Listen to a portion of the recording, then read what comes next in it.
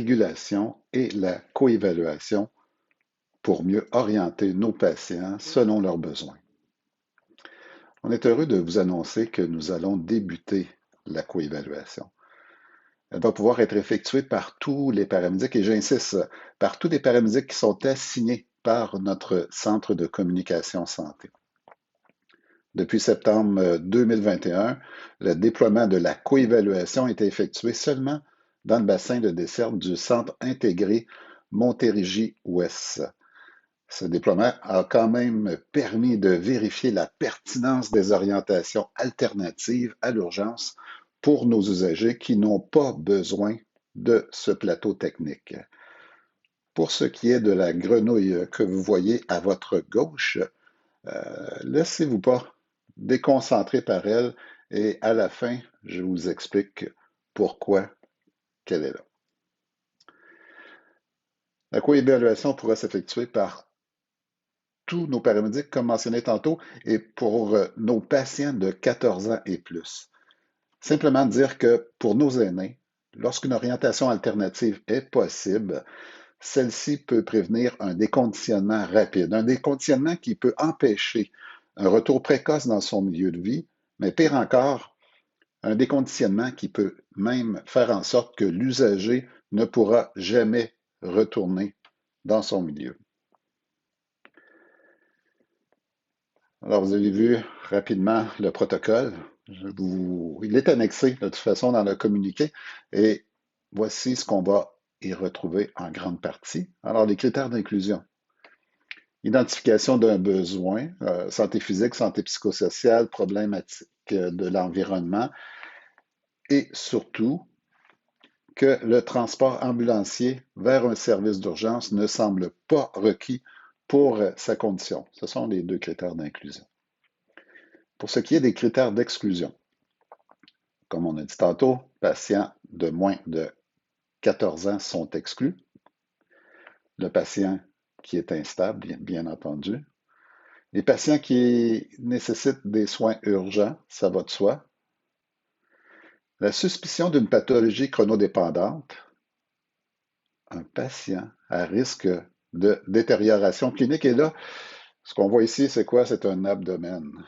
La chose qui me fait le plus peur au monde. Alors, si on a un abdomen, la présentation clinique est pour une douleur abdominale et surtout si on a une défense abdominale ou même un rebond lorsqu'on fait la palpation, il est certain que ce patient est à risque de détérioration et surtout pour nos personnes qui sont plus âgées, ceci est un grand risque en fait.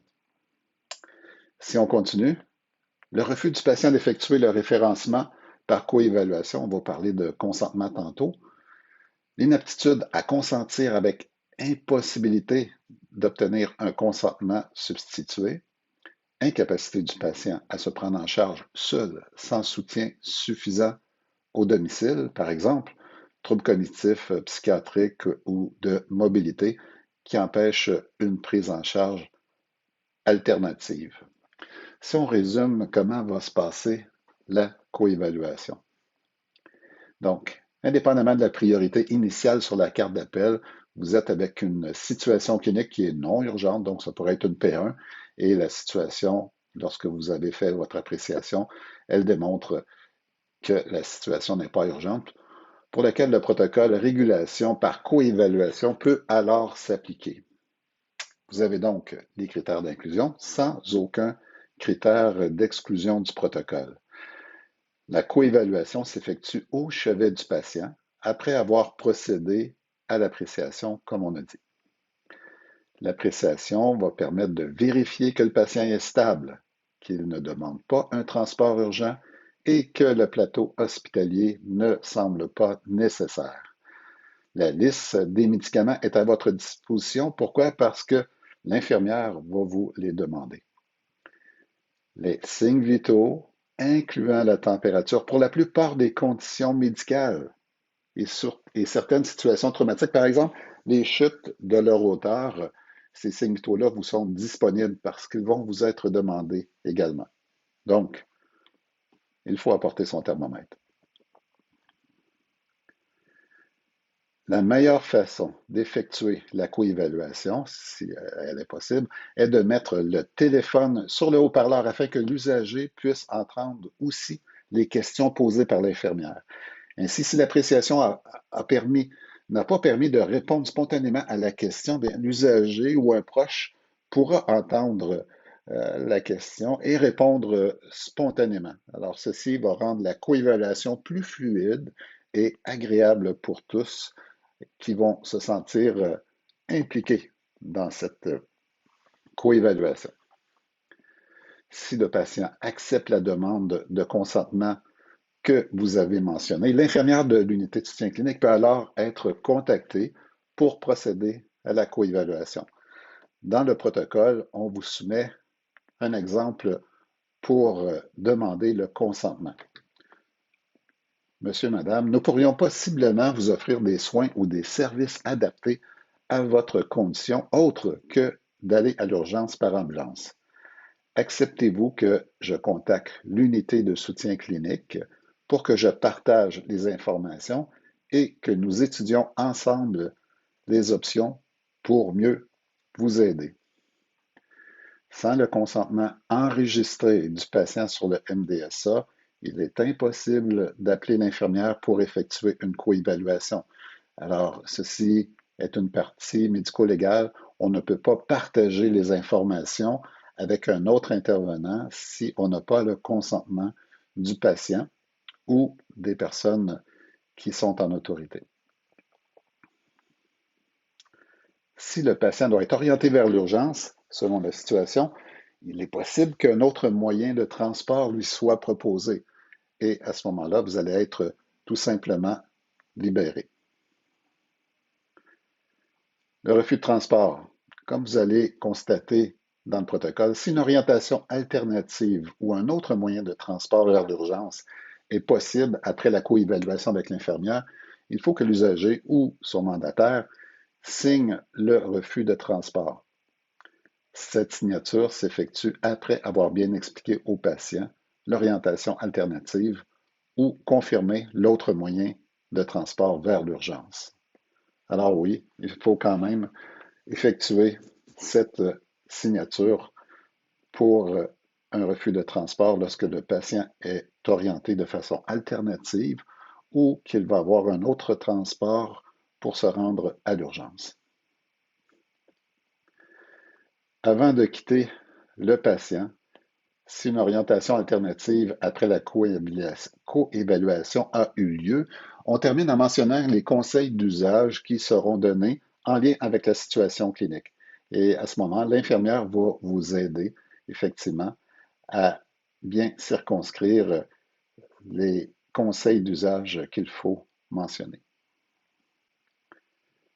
Le rapport d'intervention, bien, vous le savez, il n'est pas nécessairement adapté à effectuer de la coévaluation, mais vous le remplissez comme d'habitude, sauf que certaines informations doivent être bien inscrites. Par exemple, que l'heure qu'est effectuée la coévaluation, le nom de l'infirmière, on coche plutôt la case de l'UCC SPU. Pour nous, c'est l'unité de soutien clinique, mais ça ne dérange pas.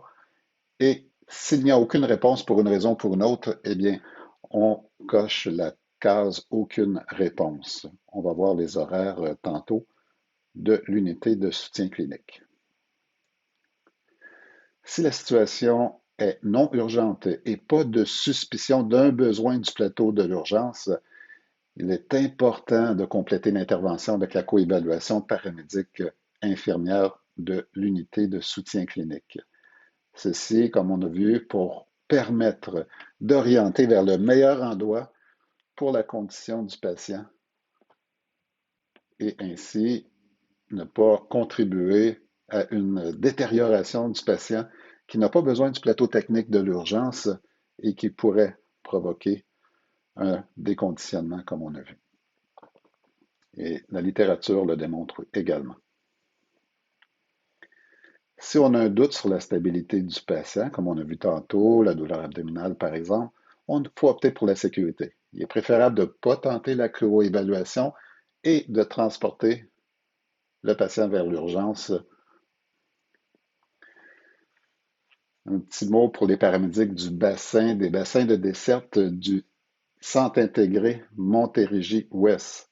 Vous avez déjà un protocole entre les mains, mais il est important d'utiliser la dernière version du protocole qui est jointe au présent communiqué, puisqu'il s'agit de la dernière version qui a été acceptée par le Collège des médecins. Et le gros changement pour vous, ça va être que euh, l'âge pour utiliser le protocole n'est pas de 1 an et plus, mais plutôt de 14 ans et plus.